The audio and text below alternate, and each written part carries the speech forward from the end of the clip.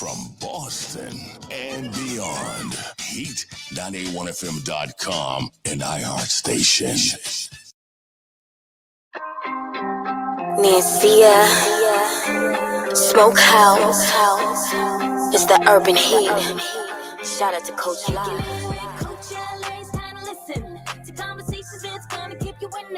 Sunday nights at 10 p.m.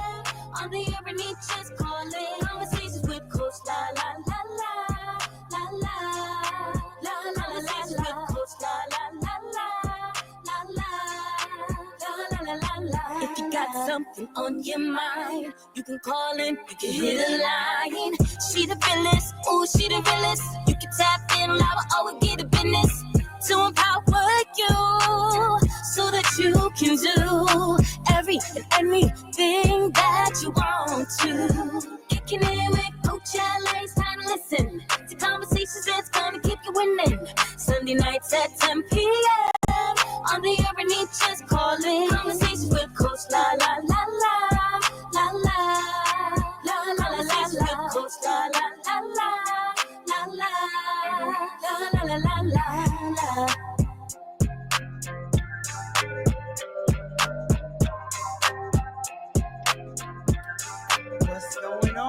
What's going on, beautiful people? I am excited. Check this out. We are back live and in full effect. Conversations with Coach La La La La La. I've been gone, y'all. It's been a minute, but I'm excited to be back. I took a little break. Yes, I needed to practice some self-care, and yeah, it's been a busy month, but it's March. And what better way to kick things off, right, in Women's History Month as we get ready to close out the month is that I am back with season 7. Can y'all believe that it is season 7? So what do we have in store? So I am doing a series. So this particular series, what we're going to be doing is unpacking the past, healing from within. And the whole idea behind this is tonight's episode is the weight we carry, breaking generational cycles. I know it's a deep topic, but it's right on time when you think about it being Women's History Month and all that we as women carry in terms of being nurturers and matriarchs of our family. Often we carry a lot of that stuff. So we're going to unpack some things. We're going to be diving really deep into the theme of generational cycles, how they shape us, how they weigh us down, and how we can break free and build a future that's rooted in healing and in growth. So tonight I have a special guest, and I am so excited about this lady. Let me tell you. Why I'm excited about Miss Contessa. So you know how you fangirling and you're watching somebody from afar, and we've been trying to connect for a while, but we're both psychotherapists. So, you know, we are prioritizing our businesses, our clients, and most importantly, our self-care. So I hadn't got a chance to really get with her the way I wanted to get with her. And then I thought about who I wanted the season opener to be, because this is the premiere. And she's all about breaking generational cycles, and she's all about healing. She is a Newport, Rhode Island native. She's thriving out of Providence. She's a spoken word artist, so we share that in common with being a spoken word and doing poetry, which I think that also really brought us together. She's a motivational speaker, a life coach, and she is dedicated to helping individuals reclaim confidence. Y'all know I'm big on the confidence, heal, and live authentically. And I really believe that's what most of us really want. We want peace. We want to be able to be our full and complete selves, no matter what environment or space we find ourselves in. And that's what tonight's conversation is really all about. So I hope you guys will enjoy it. I'm going to bring Miss Contessa on to the live with me so we can hear more from her in terms of her background and what she does. I forgot to tell you, she's also the founder of the Cafe Soul and Queen's Closet. Now, why is that? Queen's Closet stood out to me because she provides clothing to domestic violence survivors And y'all know that I have a history of that, and I'm a survivor myself. So that also really connected us as well. And of course, the sister got 2 master's degrees. So once again, we connected. We got a lot in common. I feel like that Bobby Brown and Whitney song, we got something in common. So Miss Contessa, I hope you're ready to come on stage, my beautiful queen. Come on in. How you doing? Excellent, excellent. Good evening. Thank you so much, Coach La, for having me on. And yes, we definitely are kindred soul sisters. Yes, Absolutely. I'm telling you, right? As I was reading over your bio, right, I said to myself, I said, we really are therapist sisters, if that's the thing, right? We are therapist Yes. sisters. I mean, from the poetry, from Hmm. the entrepreneurial spirit, the energy, the style, like you're always just, yeah. I love all the energy you bring, my sister, all of it. Thank you. So welcome to Conversations with Coach Line. Welcome to the virtual couch. Now, you Yes. have done a really, really good job of just being a passionate leader in your community, right? And an Mhm. advocate. But I Yes. want to know, who is Contessa Brown from your perspective? What is not in the bio? What would surprise people about your story and your narrative that no one knows? Yes. Whew. I know, girl. Who is I'm coming out the you went gate. deep out the gate, coming out hot. All right. Yes, yes, yes. But yes, oftentimes I truly think sometimes we, including myself, tend to forget what we have come through. And because we're so used to surviving, we don't realize what we stepped out of, right? So originally, I was a Navy brat. Most people don't know I was a Navy brat, but I was a Navy brat and raised, of course, with my beautiful mom and her ex-husband up until the age 12, and experienced that life experience of parents being divorced. So that was like a first thing that really shifted my identity. Then there were other things that unfolded that yielded me to be emancipated at the age of 17. And what I realized is that was a choice. I didn't have to stay in my circumstance. Instead, I chose to rise above that and went to school because I was interested in people. I always loved people. I used to be at the bus stop, me and my one friend, and we just like people watch, and that's just who we always were. Like we would just like to like watch what's going on and then listen. And that's who I've always been. I've always been the mediator. I've always been the person that was able to hold on to sacred secrets because that was what was told, right? So it was always woven for me to be that safe space. And so I just continued on with that passion, being a compassionate person. And therapy, that came a little bit later, honestly, being a therapist, because honestly, when I started Cafe Soul 15 years ago, it was out of because I was at a church. It was very dogmatic, hence my book, The Inconvenient Church, Inconvenient Truth of Church Hurt. But I gave up clubbing cold turkey, like everything. But I was like, God, what am I supposed to do? Then he gave me the vision of Cafe Soul, and it was originally a singles ministry, but I had to take it out the four walls of the church to bring to the community, and which it became more than just an open mic. It became a healing ground. And so that's when I got into the whole point of wanting to do therapy, like with expressive arts. So here we are, like I'm trying to I'm fast forwarding a bit, but who I am is a compassionate person that just yields forth the fruit of just continuing to step forward, regardless of what mud was underneath my boots, what mud was under my heels, what mud was under my bare feet. I still continue to step forward no matter what it was. And I just want to be able to share that strength and highlight that strength in the other people that I work with. You know, most therapists have a story, right? Most Mhm. most people who are healers, caregivers have a story. Now, I mentioned earlier that you have Queen's Closet, which you Mhm. dedicate to domestic violence survivors. Why why Queen's Closet and why domestic violence survivors?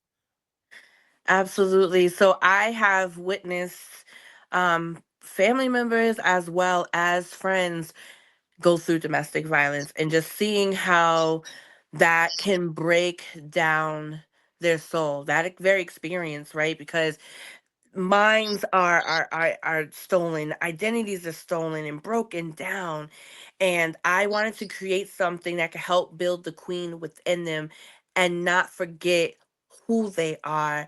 And so by adorning women with clothing that makes them feel like a queen so they can know their worth. There's something about putting on a new outfit, right? But you It talk just about it. does something to you. New hair, new nails, looks like I got my toes done right. It's just something about that because it's a part of the femininity, our feminine energy, and being able to exude the beauty that's already within Mm-hmm. on the outside. So I became passionate because I had seen what it had done to my friends and family members that had experienced domestic violence, and I just wanted to see how I can spark that light back within them. You know, thank you for saying that. And I think one of the things that when I was going through that time in my life, shout out to Angie Dickinson. She is the founder of Boston Rhythm Riders. She sent me a picture of me back when my son was probably 2, and I was in the midst of being in a very unhealthy relationship, and I look 10 times older than I look right now. Mm. And there is something about getting around women who feed your spirit and help you get your feminine energy back, get your swag back, get your Yes. it's funny enough, it was through fashion. I remember my sister, I actually just cried with her about this. I said, thank you. You know, I recently got an award at Mhm. Grace by Nia, and there was a picture of me and my sister, and you know, a couple people put underneath there how stylish I was. I said, baby, thank God I don't look like what I've been through. Amen. And So a good listen, congratulations. listen, thank you. A good outfit and get your hair done, your nails done. It really does help you lift your spirit. And I think, of course, Mhm. in conjunction with therapy and spiritual healing, but looking good on the outside and being able to look in the mirror and see that you look good does help you a whole lot. So tonight we are talking about what? Breaking generational cycles, patterns and beliefs and the traumas that we can literally pass down Mhm. generationally, right? And I don't think often we think about why we show up in spaces the way we do, Mhm. why certain things trigger us the way that we do, Mhm. and where that came from, right? Mhm. Like uh my mom was really anxious about a lot of things for various reasons, which lo and behold, I was anxious about a lot of things.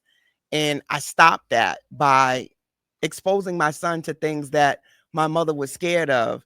Even though I was scared of it, I didn't pass that on. So that's when I became my own cycle breaker in terms of my parenting. But when you think about your own upbringing and your own background, what what generational cycles did you recognize in your own life? Mine's is Absolutely. anxiety, fear. Yes. Like fear um was definitely something that I think was embedded, like traveling by myself, simple Mm. things like swimming, animals, like a lot. It was very much fear. Yes. Yes, I can definitely relate in different types of fear when it comes to one of them being finances, talking about finances. I don't know what it is, and the black folk like families, like Don't ask nobody about their money, baby. because then, like, snappity snap, snap, snap. And one thing about that is learning how to be comfortable to have those uncomfortable talks. And I feel like even as an adult, that's when I had to start really being comfortable with breaking those generational curses, if you will, and having those conversations either with my mom directly or with people I was dating. Sometimes it wasn't always easy to talk about money with the people you were dating. If you're in a healing relationship, finances definitely can become easier to talk about. But it had to come to a point where I had to get comfortable with money and finances and Mhm. changing my mindset around money and finances and what that does look like. And so once I was able to kind of shift my relationship, if you will, with money and mindset of how money can come and go is of a flow of it, then I felt more comfortable being able to talk about finances. What do I you was, think? What do you yes. think that the messaging was that you think Mm. was passed down generationally about money? 'Cause, It's like, money is the root of all evils is one that kinda comes up for me, like, you know, it was a bad thing, not a resource or a tool, but f what about you? I've witnessed family members that were very stingy, um, and just would not share. I was never that type of person. Like I grew up, you know, you share, but I saw it as a means of manipulating and a way to punish even. Mhm, Sometimes it could be the stonewalling, like after you have a rough conversation about money, then it's this awkward silence, like, ooh, and you can just feel it. Nothing even has to be said after. It's just that that piercing silence. mm, And you just know that it was like, okay, this is not something really to bring up. So things like that, like witnessing how money could be used as a means of like, oh well, I got it and you don't, mm, and weaponizing it, or if you talk about it, it's like, oof, it just brings a real uncomfortability in the space. mhm. Yeah, I can see those things.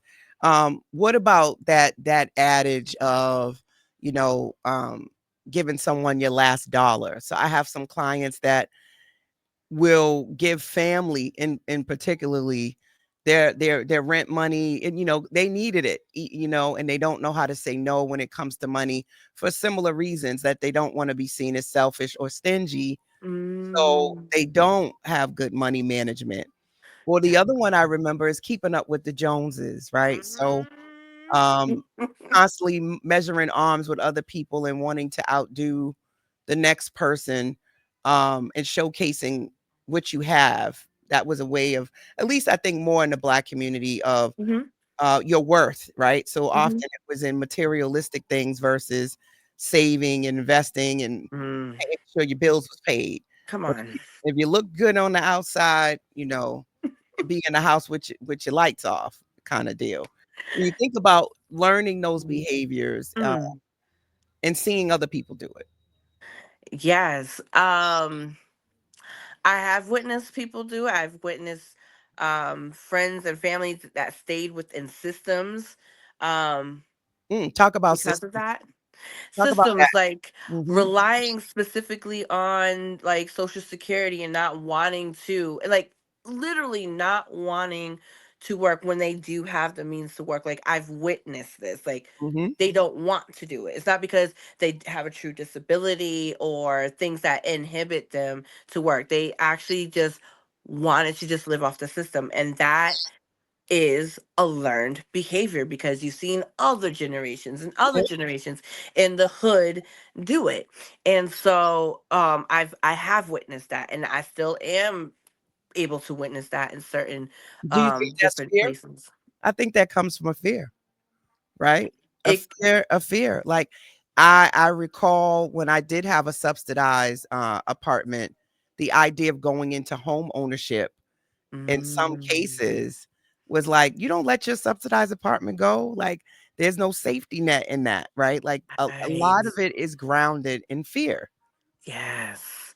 And that can be instilled because of not being able to see other people be successful in the home ownership or other arenas like that. Right. So that is that instilled fear because of the surroundings. And also sometimes it just makes it it makes it nice and comfortable and cushy.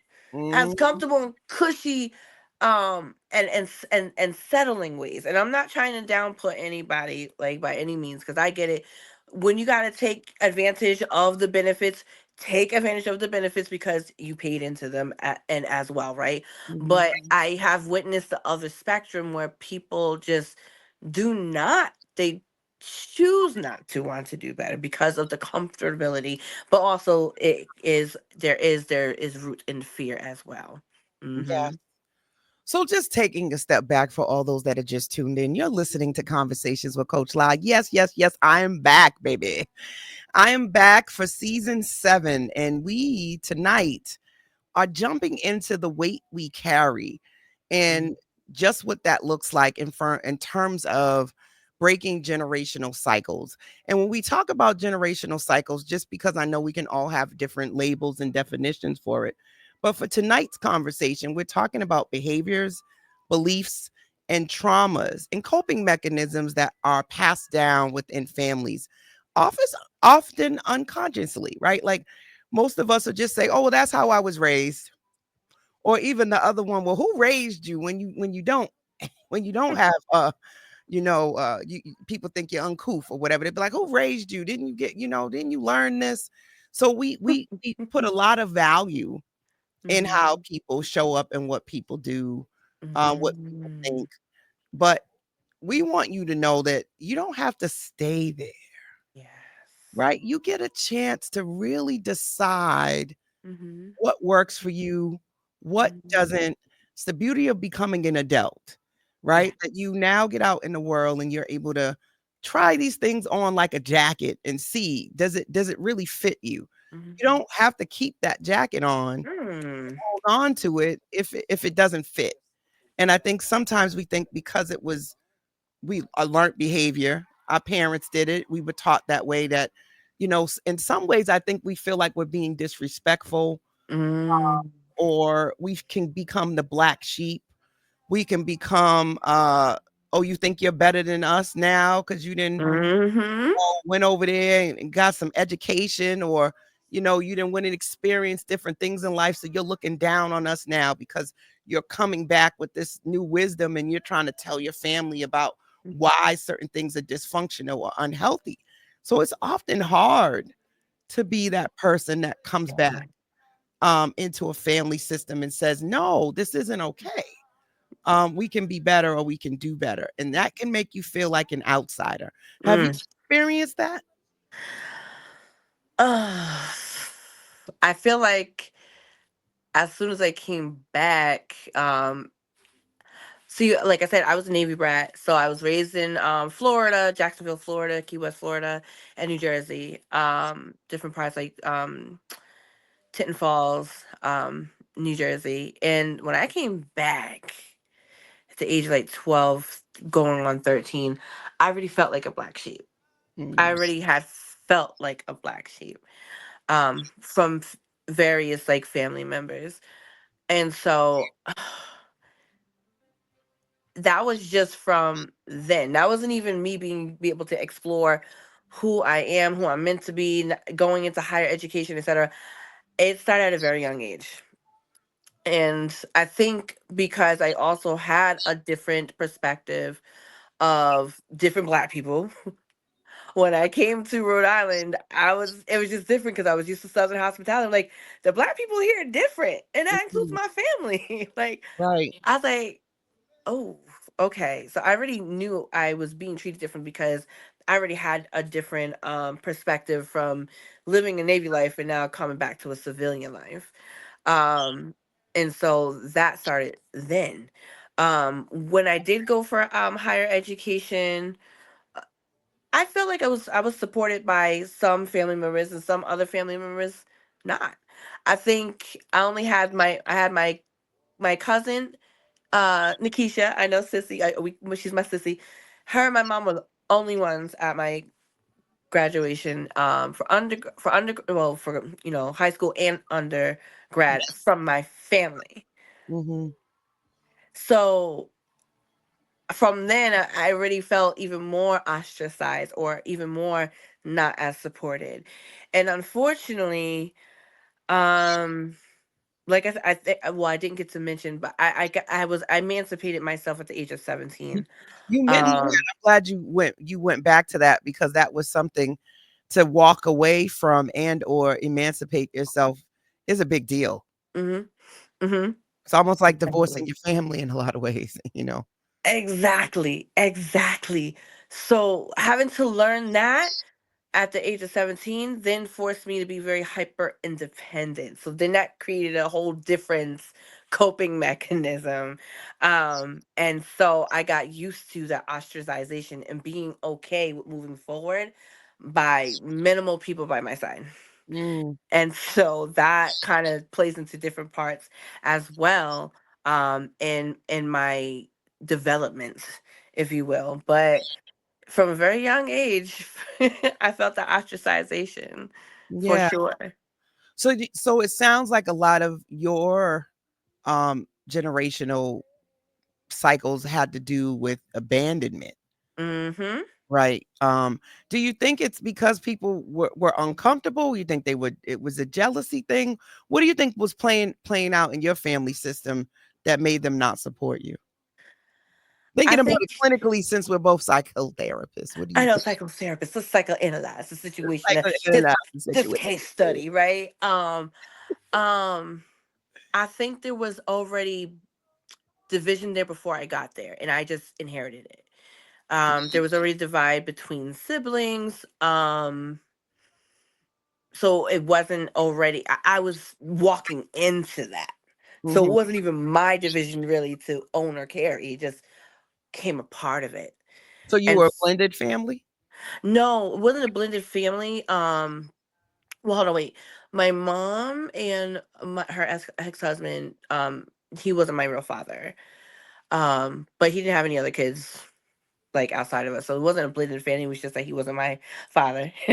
But he wasn't your um, biological father. wasn't my So how long biological was he father. in your life? Till I was 13. But when did he start being in your life? Like, how long was you Being, married to your mom? um, I feel like I've known I had known him forever. It was probably I had to be when they was married, because I was upset. I wanted to get married too. I was crying at the wedding because I want to get married.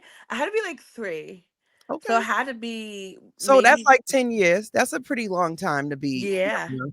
yeah, So he was your dad. You yeah, mean that was your father. yeah. He was a father figure in your life. Okay. Hmm, hmm. Yeah. And so um dealing with that, right, and then coming back and not seeing what a family, because he was Puerto Rican, right? So from Puerto Rican, like, Puerto Rican family is family. So I was, raised around his family and saw what family was like. Oh my God, we get together, we have all these different holidays together, or we just come and just visit family, right? I'm like, oh my God. And then when we come back home, it's like, well, this is totally different. We are not connected at all on my So do mom's you side. think so your mom is African American and your Yes, stepfather African American. was Puerto Rican. Mhm. So when you say it was family on his side, is that while you were being an army brat, or that's when you came back? Mhm. Mhm. While I was in an army brat, I got to experience what a family unit was like and having supportive family during Navy brat times. And then after, I saw a totally different opposite side of what that was like. Do you think ethnicity and race played into that when you guys came back? Absolutely, absolutely.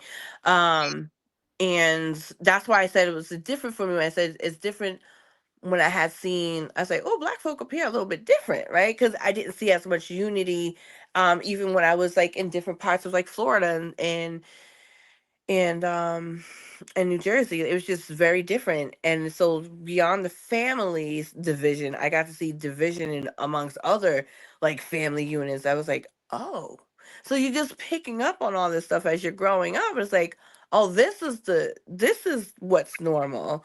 This is what's normal for Black America. Mm, It was an eye opener. wow. So in terms of his family, though, you felt accepted as an African American person, black person. Exactly. That's Exactly. And that's interesting. still That to this day. Yeah, that's interesting because I think the narrative often is that that doesn't happen in other cultures where we don't blend in, and often we Mm, find a lot of separatism amongst each other, colorism amongst each other, and not mm, necessarily when we transition into other cultures. I've mhm, heard that before. I don't mhm. have a lot of experience with that, but I've heard my clients also communicate and express feeling connected and belonging in other spaces.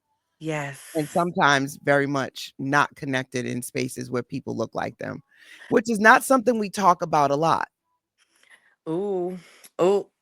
right? Oh. Because we just immediately think if a person is black and they look like you, that you're gonna feel connected. And that's not always the case. A lot of Mm-mm. people have felt that that wasn't always.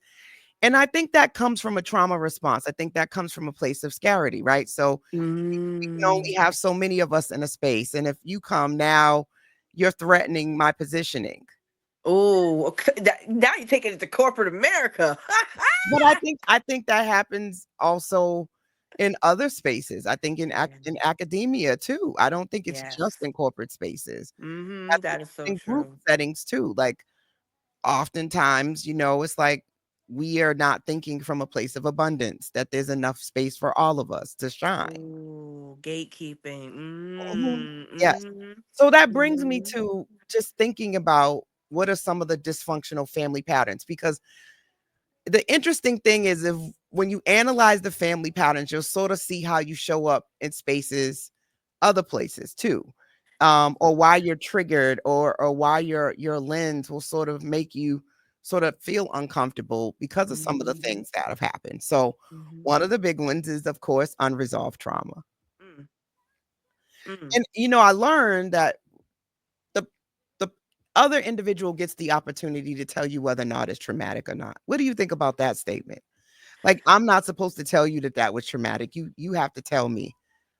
But I feel like if you lack self-awareness, sometimes what you think is normal, Right. Totally everybody else is mistakes. like, "Oh, no, you was going through that was trauma."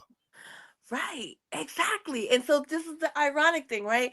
So and these like courses that we have to take for, mental health therapists, and it really reveals a lot of things. And I'm like, oh, so you mean what I went through was trauma? I was like, Oh, oh, I thought yeah. I was surviving. I thought that was life, right?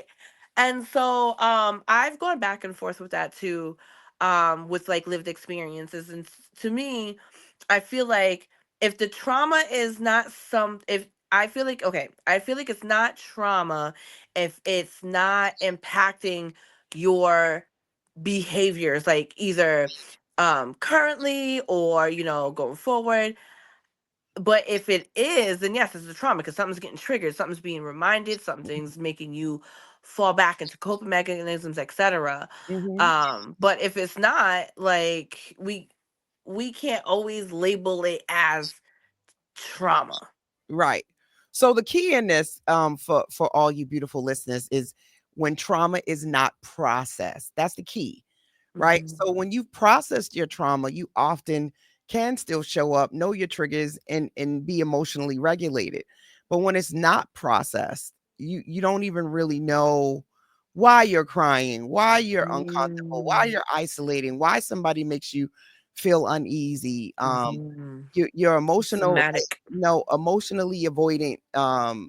You are hyper vigilant, and also you have unhealthy coping strategies. Mm-hmm. So these are some of your signs that you could potentially have Mm-hmm. unresolved trauma. And of course, this is not, again, a one size fits all. So I Right. always tell people to look at my show as food for thought. It's just things Yes. to sort of make you go, hmm. Mm. Similar to my boy Arsenio Hall. Shout out to the old Arsenio Hall shows when he used to have the segment called Things That Make You Go, hmm. I know that's right. I love that segment, right? So it's really, to get people having conversations that they typically Mm-hmm. don't have, Mm-hmm. really to build self-awareness and have you take a step back and sort of think about Yes. what's happening. How many people really pay attention to what's happening in their body and what thoughts they have about certain things, Yes.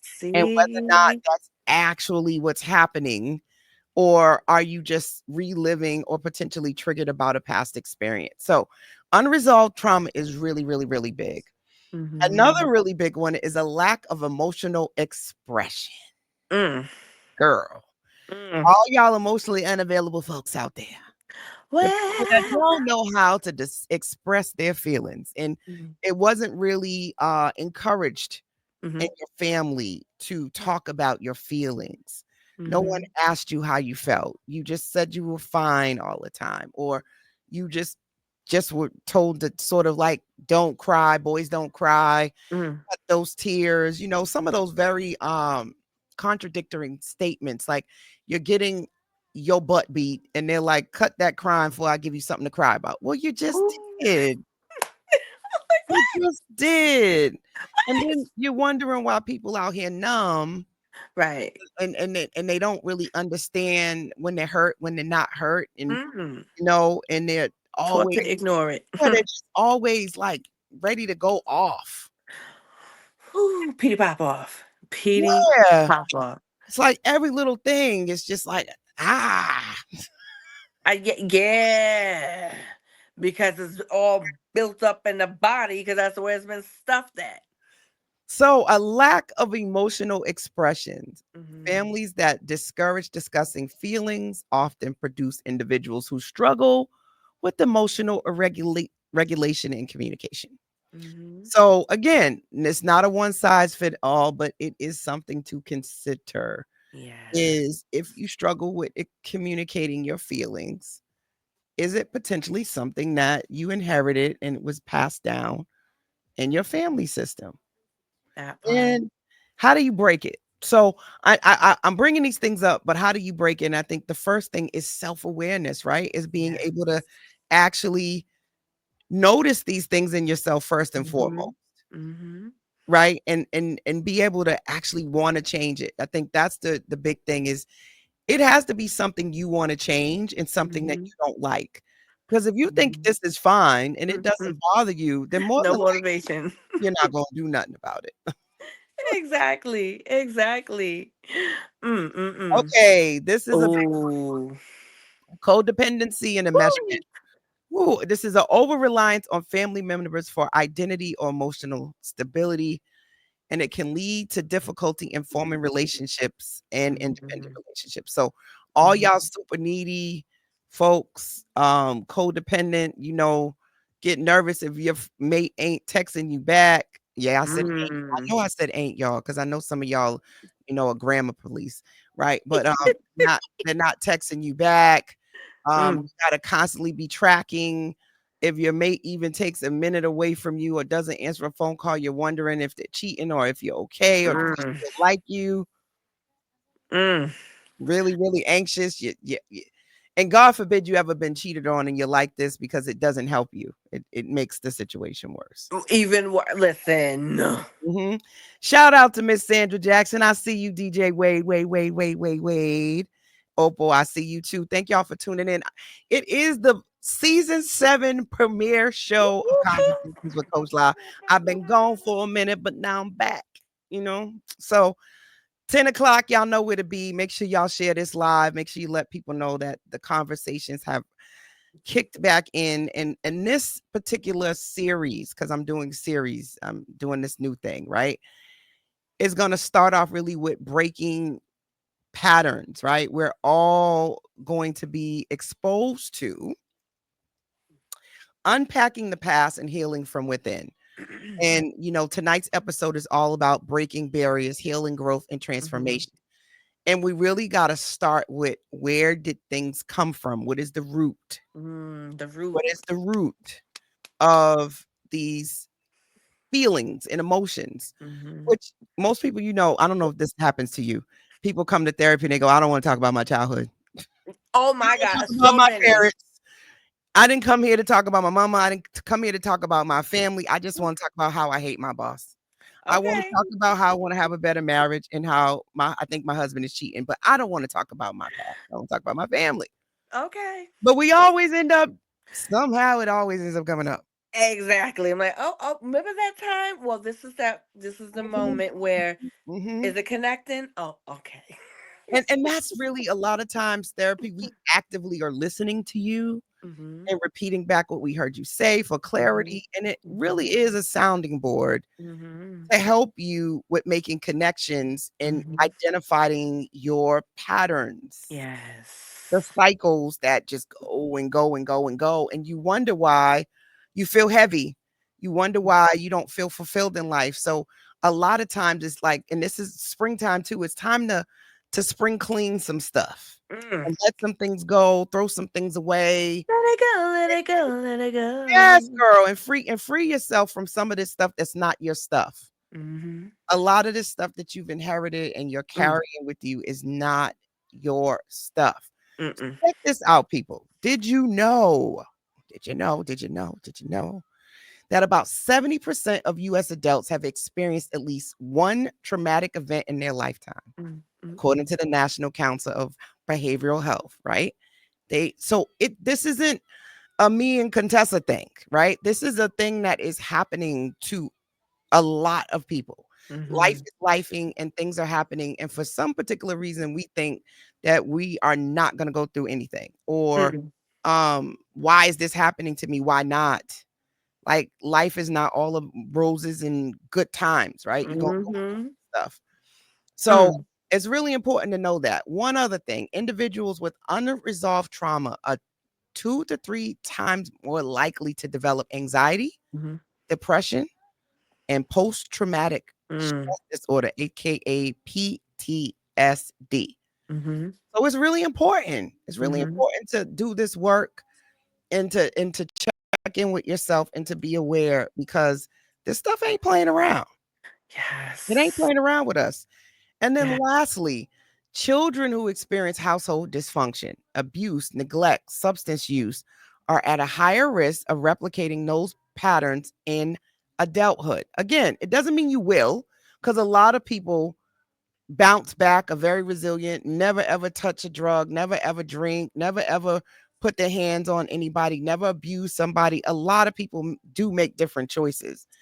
But Mhm. there's a lot of people who pass this stuff on and continue these behaviors. And most times when you go and you look up their story and you start to dig in their past, Mhm. these things, Those you genograms. find it, right? That they have abuse, neglect, substance use that in their past. And then Mhm. they show up in the world causing all kind of ruckus and chaos Mm, in the mm, world. mm, mm. So it's just something to be mindful of.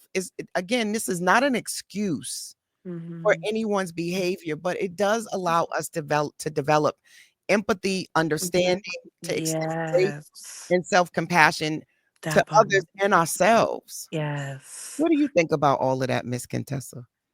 Absolutely, because I'm looking at this and I'm like, I see a lot of this in the work that we do, and it can be really difficult for some people to even want to admit the dysfunctions because they don't want to feel like they are disrespecting their family by highlighting, these traumas. But it's necessary to shed light on these. Usually, what I like to do is I like to do genograms in some of my work so that way they can see it like out flat on the page. Like, my goodness, this has been passed from my great great parents to my grandparents to my parents to me to I see it in my siblings, and just it helps to really open eyes to what has been passed down generationally, emotionally, spiritually, epigenetically, like so much power in knowing the root of the history and past. So I definitely can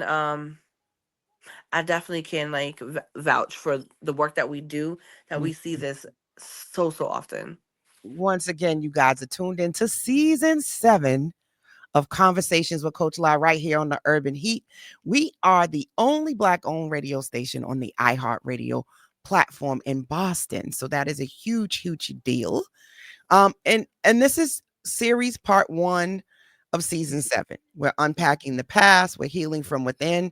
And Mhm. tonight's episode is all about breaking barriers, healing, growth, and transformation. And we're really honing in on generational dysfunction and Mhm. cycles that get passed Mhm. down between Mhm. our lovely and beautiful families again.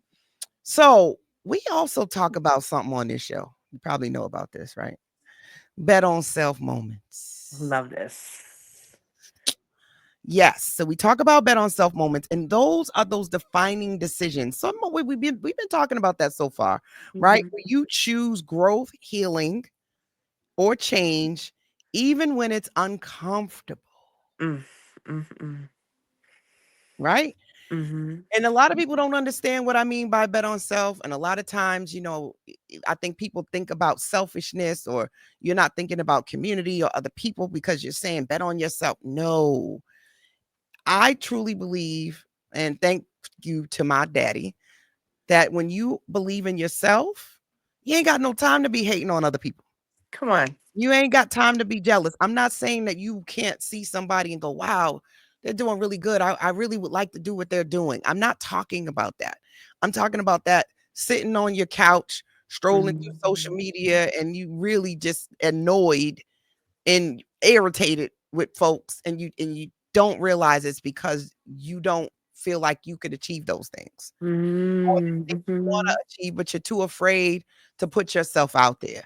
So you Mm, project your fears and your insecurities onto other people mhm. as if they should be sitting down and being still and shouldn't be so loud, shouldn't be so ambitious, shouldn't be this, Oh, that, and the oh. third, because it's something you wouldn't do. So, bet on self moments are those times where you decide to really put yourself out there and to do the things that will really bring you joy and make you feel good about yourself.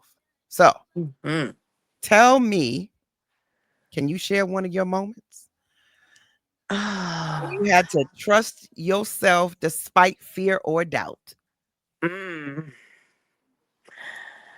It would have to be the very beginning of my academic pursuit. Um, After the divorce, I was not doing well in my grades, and I always was a straight A student, right?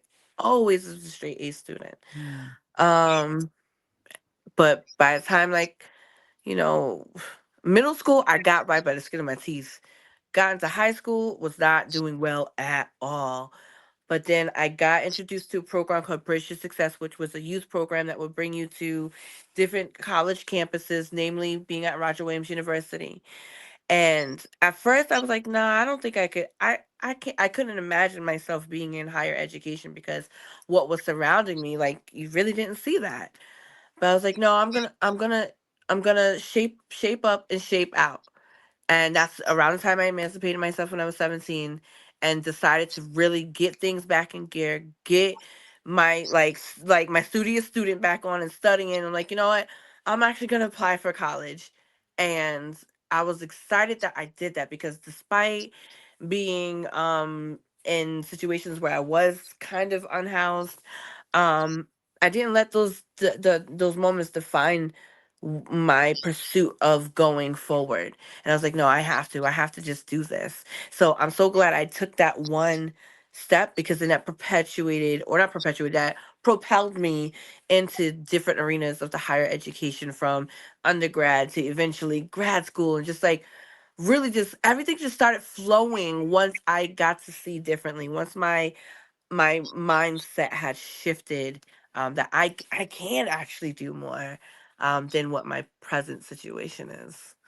I think defining moment of, you mentioned being unhoused. You mentioned emancipating yourself at 17. You mentioned not seeing other people around you pursuing higher education and really having to step out on your own thought process, right? To Yeah. be able to say, you know what, I am going to try something different, although I don't have a blueprint, I don't have a script, I don't have any, you know, immediate people around me that have done what I've done, that are doing what I want to do. So I think that's really great because what ultimately us doing that, us betting on ourselves actually creates the blueprint for someone else.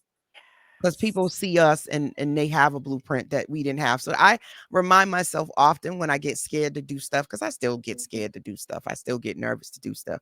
One, I got to think about I've done hard things before. Mm. And then I think about there's somebody later.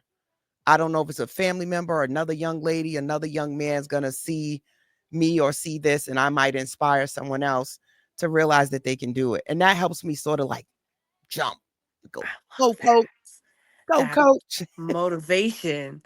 Yes. All eyes on me. All eyes on me. Yes.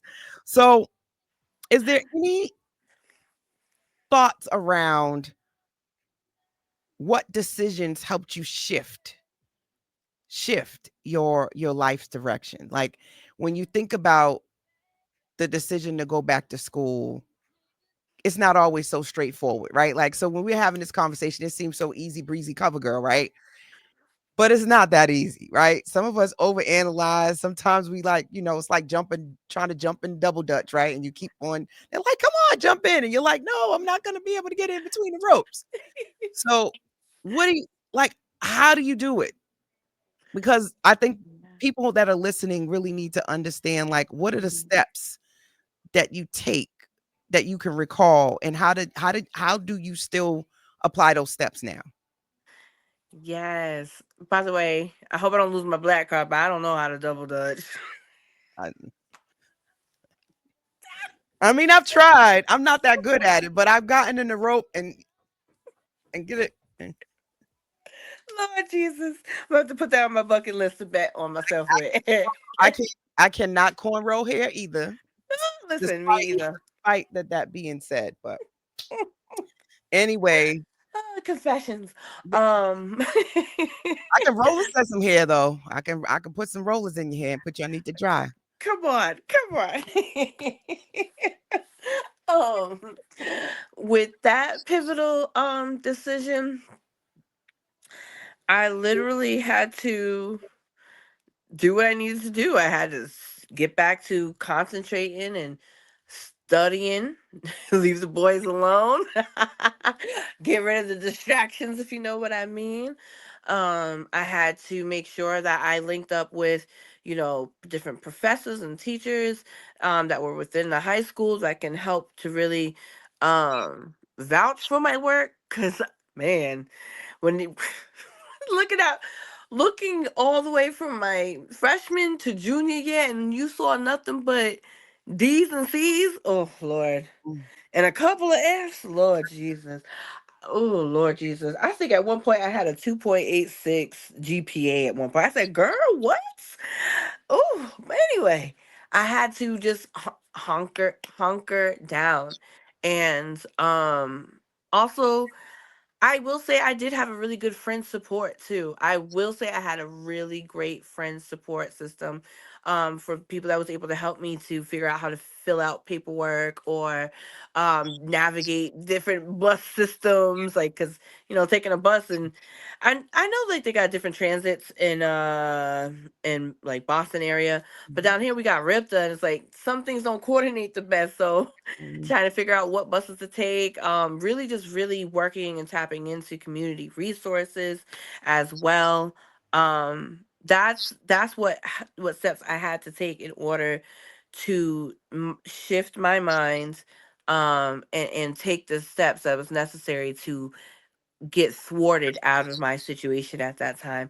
Another great decision for me personally was when I gave my life to Christ. That wasn't until after or towards the end of graduating undergrad, that I decided to give my life to Christ, and I felt that opened up a whole new way of seeing myself as an individual and being worthy, and just knowing that there is a plan for my life above even what I thought there could be. So that was something that also had helped to shift spiritually, so that way it can manifest in the physical and mental for me. Those are definitely the biggest two ones that helped mhm. me. So Yeah. I'm hearing one, make a decision, Mm-hmm. right? You got to make a decision on what you want, manifest it, and believe in that decision. Then Mm-hmm. I'm hearing support system. Your Mm-hmm. environment and who you hang around is so very important. And Mm-hmm. then lastly, I'm hearing spirituality Yes. as being a really big thing in terms of making the shift, Yes. right? If we had to, walk away with some tangibles, is one, what do you want? What do you want? Make that decision in your head first. And I know that's sometimes the scariest part, is to say out loud, but there is Habakkuk 2:14. Write it down, make it plain. That's right. You got to write it down and make it plain.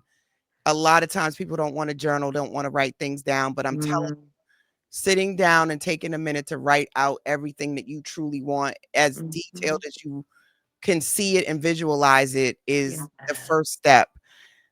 Support system. Who do you have around you? Right? You don't want to have a bunch of people who are just negative Nancy's, Mm. complaining Kathy's, and doubting Debbie's, just people that are constantly in a place of not believing that things are possible for them, Mhm, right? Because mhm. if you're around that kind of energy, you going you're going to end up that's going to end up penetrating you after a while. You can't be around it all the time. So Exactly. you got to balance that out, right? Yes. Spirituality is important, and for those that you don't always have to go the route of dedicating your life to Christ, but I think having a sense of spirituality is really important. Be you pray, be you meditate, because I know there's all different types of religious Mhm, methodologies you can follow. So mhm, just having that grounding, mhm, because you're not the first person to say that in terms of success and in terms of being able to follow your dreams and your goals. Again, there's blueprints, y'all. If y'all really pick 4 or 5 people that you find successful, they mhm, probably will give a similar system, a similar blueprint, right? Make the decision, believe in yourself, your support system, who you're around, the environment that you're in is important. Change your mhm. scenery, change who you hang out with, get connected spiritually. Like, this is like you hear it over and over and over and over again. Mhm, Actually apply it. Do you apply it to what you're doing? All of this will help you bet on self. So mhm. we got like 4 minutes left to the show. I told you it goes by fast. It does. It goes by so very Wow. fast. In closing, for anyone who's listening who feels stuck in a generational cycle and they didn't ask for it, what advice would you give them about taking the first step towards making that change? Mm. Ooh. The first step is to be okay with being uncomfortable once you step out. Meaning that once you recognize this generational burden or curse that's on you, and you want to decide to make that change, prepare for the discomfort that may come with that. It's not always going to be easy, but preparing, and how do you prepare? Seeing what you are really okay risking and losing. Mm, mm, mm, Pros and cons of that. mhm. Which is one of the biggest factors of why people stay stuck.